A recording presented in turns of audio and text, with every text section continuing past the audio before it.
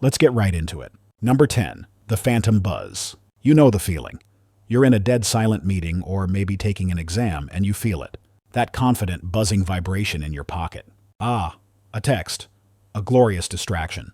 You subtly slide your hand down to check your phone, ready for that sweet hit of dopamine, only to find nothing. Your phone screen is as dark and lifeless as your soul during that meeting. You check again. Still nothing. You just hallucinated a text message. Congratulations. You're not going crazy. You're just a perfectly normal, Pavlovian-trained modern human. This is phantom vibration syndrome, and it's your brain's pathetic, desperate attempt to feel connected. For years, you've trained your nervous system that a specific buzzing sensation in your upper thigh area means social interaction imminent. Maustiyowat. It's a cue for a potential reward. A funny meme, a message from a friend, or an email from a Nigerian prince who wants to give you money. Your brain gets so hooked on this possibility that it starts getting jumpy. It begins to misinterpret other, completely unrelated signals. The rustle of your pants, a tiny muscle twitch, the gentle hum of the universe, as that all-important buzz. It's like a golden retriever who hears a crinkling bag from 3 rooms away and immediately assumes it's for them. Your brain is that golden retriever, and the crinkling bag is the sensation of your jeans rubbing against your leg hair. The raw sensory data is ambiguous, so your brain, ever the optimist, just goes, "Hey, probably a text message," and forwards the memo to your consciousness. It's a full-blown technological haunting, orchestrated by the 3 pounds of anxious meat in your skull. Basically, your brain wants a text so badly, it's willing to lie to your own body to get one. Number 9. Nose blindness. Ever walk into a friend's house and get hit with a wall of scent? Maybe it's a delightful potpourri, or maybe it's the unmistakable aroma of wet dog and regrets. You mention it, and your friend just stares at you blankly. "What smell?" they ask, genuinely confused, while their golden retriever, still damp from a suspicious puddle, wags its tail in the corner. Your friend isn't lying to be polite. Their brain has literally turned off its ability to smell their own life. This is called olfactory fatigue, or sensory adaptation, and it's the reason you can't smell your own BO, your own perfume after 10 minutes, or the slow-decaying takeout container you forgot in the back of your car 3 weeks ago. Your sense of smell is designed to detect changes in your environment. It's a novelty detector. A new smell could mean danger, fire, food, bacon, or a potential mate, bacon-scented cologne. But once a smell is identified as constant and non-threatening, your brain's sensory department just clocks out. The receptors in your nose that are firing off signals for Odowet dog get tired. They're like tiny employees screaming, "Sir, it still smells like wet dog in here." And your brain, the regional manager, just says, Yeah, I got the memo. It's fine. Fill out a TPS report and stop bothering me unless something new happens." This is an efficient survival mechanism, freeing up your brain power to notice that saber-toothed tiger creeping up behind you. But in the modern world, it mostly just ensures that you are the last person to know that your apartment smells faintly of garlic and desperation. You are living in a customized scent bubble, and you have no idea what's on the label. Number 8. The stopped clock illusion. Here's a fun one you can try right now. Look away from the screen, then quickly flick your eyes over to a clock with a second hand. For a brief, unsettling moment, that second hand will appear to be frozen. It hangs there for just a little too long, making you question the very fabric of time, before it finally jerks back into motion. This isn't a glitch in the Matrix. It's a glitch in your visual processing system called chronostasis. When you move your eyes from one point to another, it's called a saccade. During that fraction of a second your eyes are in motion, your brain basically shuts off your vision. It does this because if you were to see the world during a saccade, it would just be a chaotic, blurry smear. It would be like watching a found-footage horror movie every time you tried to read a sentence. So, to spare you the nausea, your brain just cuts the feed. You are momentarily blind dozens of times a minute, and you don't even notice. But here's the lie. When your eyes land on the new target, in this case, the clock, your brain has a problem. It has a gap in its timeline. It knows where you were looking, and it knows where you're looking now. But the journey between is a blank space. So what does it do? It cheats. It retroactively fills in that gap with the first thing you see when your vision comes back online. Your brain essentially takes the image of the clock with the second hand at, say, the 12 o'clock position, and stretches that single frame backward in time to cover up the blurry mess of the saccade. You perceive the second hand as being frozen, because your brain is telling you it was in that position for longer than it actually was. It's a brilliant, seamless bit of temporal forgery, all to hide the fact that your own eyeballs have a terrible frame rate. Number 7. The great taste deception. You consider yourself a person of refined taste. You can tell the difference between a fine Cabernet and cheap wine in a box. You savor the complex notes of a dark roast coffee. Or, so you think. The truth is, your sense of taste is a gullible, easily fooled idiot, and your other senses are constantly messing with it. What we call flavor is actually a multisensory illusion, dominated mostly by smell. Your tongue is only capable of detecting 5 basic tastes: sweet, sour, salty, bitter, and umami. That's it. It's a very limited toolkit. The rich, complex experience of eating a strawberry, that bright, fruity, floral sensation, doesn't come from your tongue. It comes from odor molecules traveling up the back of your throat to your olfactory receptors in your nose. This is called retronasal olfaction. You're not tasting the strawberry. You're smelling it from the inside out. This is why when you have a cold and your nose is stuffed, all food tastes like depressing cardboard. Your tongue is still doing its job, but its much more sophisticated partner, the nose, has called in sick. But it gets worse. Your eyes are also in on the conspiracy. Studies have shown that if you give people white wine that has been dyed red with tasteless food coloring, they will describe it using terms typically reserved for red wines. They'll taste berries and plums. Their eyes see red, so their brain overrides the actual taste signals and manufactures a red wine experience. The same goes for color intensity. A more vibrantly colored drink is perceived as being more flavorful, even if it's identical to a paler version. Your brain is a master of suggestion, and your tongue just nods along with whatever your eyes and nose tell it to believe. You're not so much tasting your food as you are eating a story your other senses are telling you. Number 6. The Cutaneous Rabbit.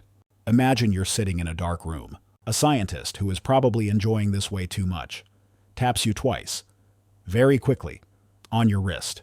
Then a moment later, they tap you twice near your elbow. What do you feel? Logically, you should feel 2 taps on your wrist and 2 taps on your elbow. But that's not what happens. Instead, you'll feel the 2 taps at your wrist, followed by a bizarre series of phantom taps hopping up your arm from your wrist to your elbow, culminating in the real taps. It feels like a tiny invisible rabbit is hopping up your skin. This is the cutaneous rabbit illusion, and it is profoundly weird. It reveals just how much your brain is willing to make stuff up to create a narrative that makes sense. Your brain receives 2 sets of data points, taps here, and a fraction of a second later, taps up there. The logical, but less likely explanation is that 2 separate things happened. The more plausible explanation, in your brain's weird little world, is that a single object moved from the first point to the second. To make that story work, your brain has to invent the journey. It retroactively creates the sensation of intermediate taps along the path, filling in the blanks to create a smooth, continuous event. It's a post hoc fabrication. The sensory information about the elbow taps literally travels back in time to influence how you perceive the wrist taps that came before it. Your brain is so committed to the idea of a logical sequence of events that it will produce completely false tactile sensations to connect the dots. So the next time you feel a little tickle on your arm, don't worry. It's probably not a bug.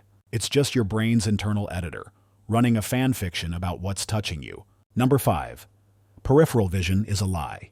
You probably feel like you have a rich, detailed, panoramic view of the world. You're sitting there right now, and even without moving your eyes, you have a sense of the colors, shapes, and objects to your left and right.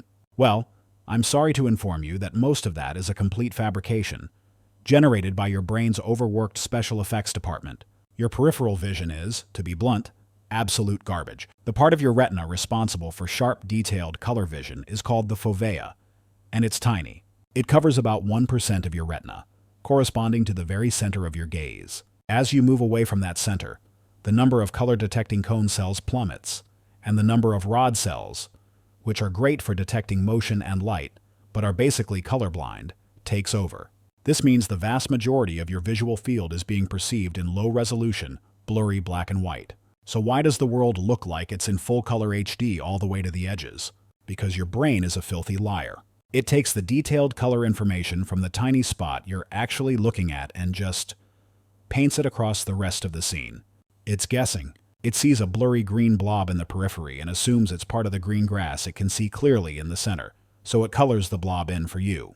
It's constantly using memory and context to build a plausible, colorful world from incomplete grayscale data. You can test this. Have a friend hold up colored objects just outside your central vision and try to guess the color. You'll be shockingly bad at it. Your sense of a complete, colorful world is a beautiful, seamless, and utterly convincing illusion. Your brain is essentially running a real-time Photoshop content-aware fill on your entire life. Number 4. Your brain's autocorrect. There is a hole in your vision. A literal, actual hole in each eye where you are completely blind. Right now. It's not small either. If you stretch your arm out, the blind spot in each eye is large enough to completely cover an object the size of a car from 100 yards away. You don't see two black, gaping voids in your vision because your brain is a master of deception. This blind spot is caused by the optic nerve, the big data cable that connects your retina to your brain. Where this bundle of nerve fibers passes through the back of your retina, there are no photoreceptor cells, no rods or cones. It's a physical dead zone. So how do you not notice it? Because your brain, in its infinite and slightly creepy wisdom, simply fills it in. This isn't just ignoring the spot.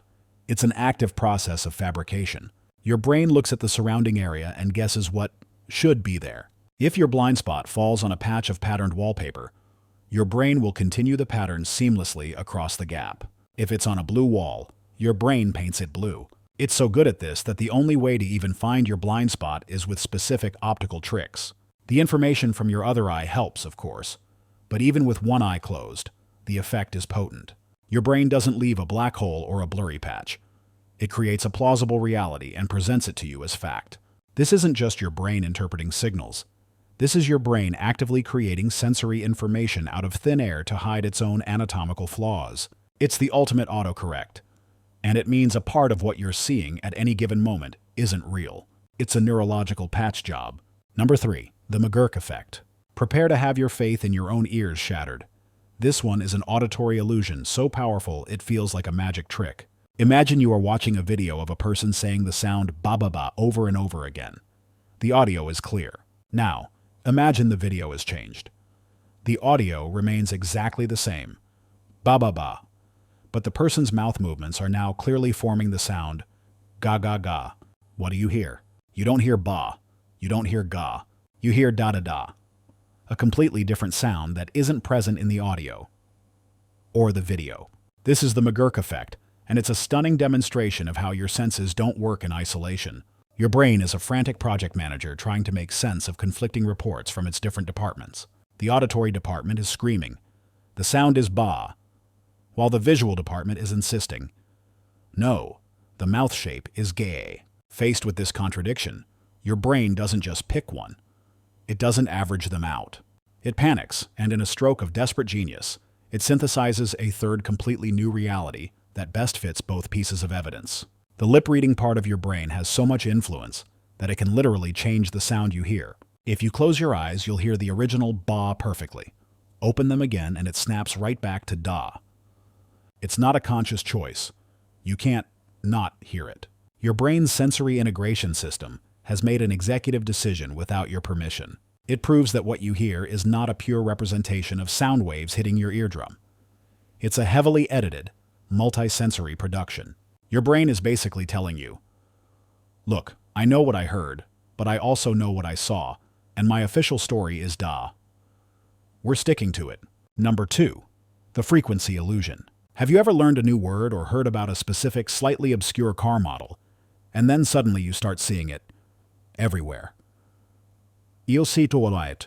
You go 30 years without ever hearing the word pulchritudinis, and then in 1 week, you hear it on a podcast, read it in an article, and your barista uses it to describe a latte art swan.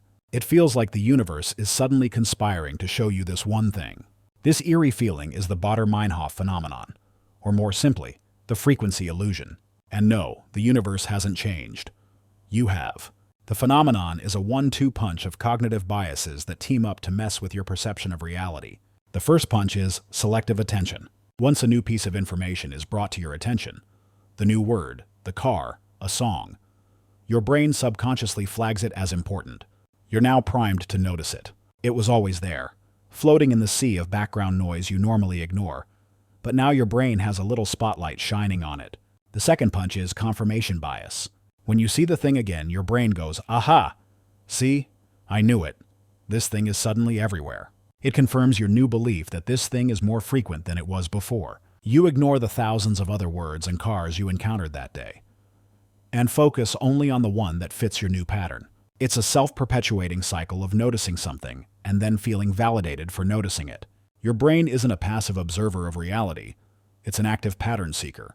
And sometimes it gets a little overenthusiastic, creating meaningful trends out of pure, random coincidence. It's your own internal conspiracy theorist, convincing you that the sudden appearance of 2012 Toyota Priuses in your life is not a coincidence, but a sign.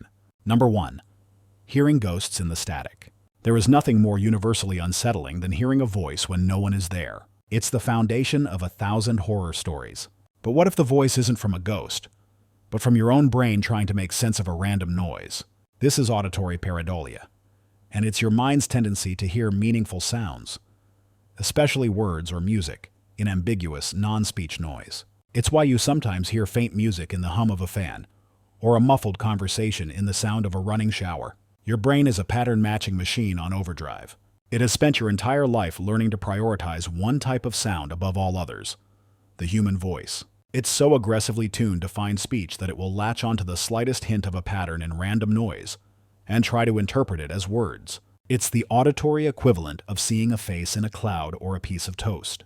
The brain takes the chaotic sound waves from, say, an air conditioner and starts desperately sorting through them. Is that a vowel sound? That rhythm? Could that be a syllable? Let's go with that. It then constructs a best fit interpretation and presents it to you as a real sound. This is the mechanism behind so-called electronic voice phenomena, or EVP, where people believe they are capturing ghost voices in static. They're not recording ghosts. They're recording their own brain's desperate, powerful, and slightly creepy ability to create order from chaos. Your brain abhors a vacuum, especially an auditory one. So if you don't give it a clear signal, it will create one for you, often plucking the words directly from your own thoughts or fears. It's not a ghost in the machine. It's just the ghost of your own expectations, whispering back at you from the static. That's all for today. I'll be making similar videos in the future. Subscribe to see them.